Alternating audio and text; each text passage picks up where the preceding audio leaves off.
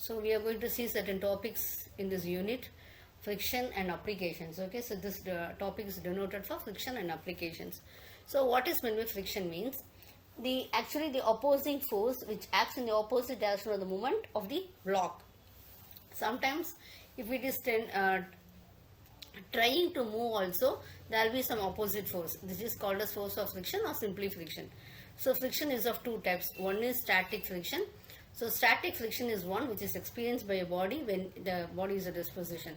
So dynamic friction is the friction experienced by a body when it is in motion. Okay. So normally it has three types. The sliding friction.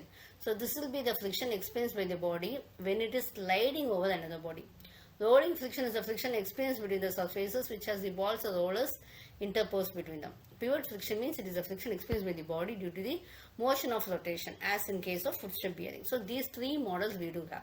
Okay, and now next we are going to see what we call it as now we go for other models also, limiting frictions and a lot of static frictions we will see.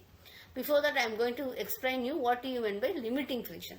See, now I am going to see I am having a body A. Okay, the weight is actually W. So it is lying on some rough horizontal body B as shown in this figure. In this position what happens? This body A is in equilibrium position. Okay, it is under the action of the normal weight, its own weight W, and also we have the normal reaction Rn, that will be equal to W.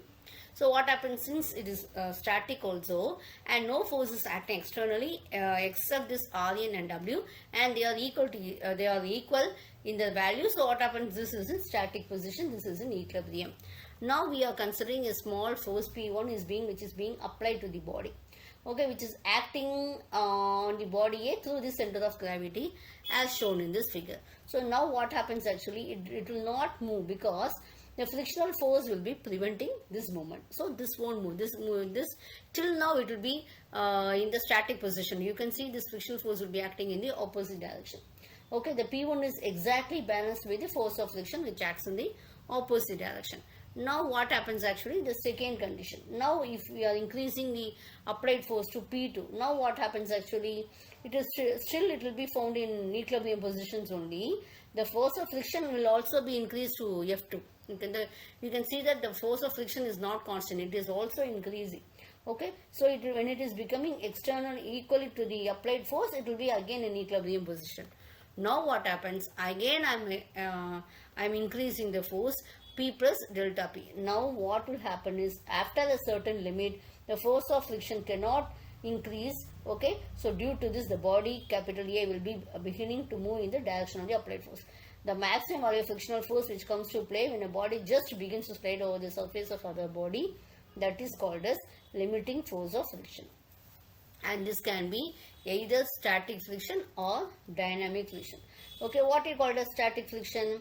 Okay, when the applied force is less than the limiting friction, the body will be remaining at rest position only. Okay, and friction at this place, at that particular position, we call it as static friction, and which may have this value of the static friction at this point we have it from 0 to kinetic limiting friction. That value will run. So next one is the law of static friction. Normally laws of kinetic friction, I will explain this both. Okay, now itself I will explain.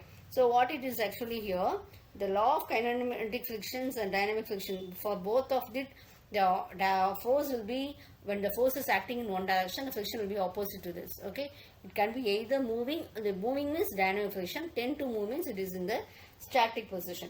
The magnitude of the force of friction is exactly equal to the force which tends to move the body.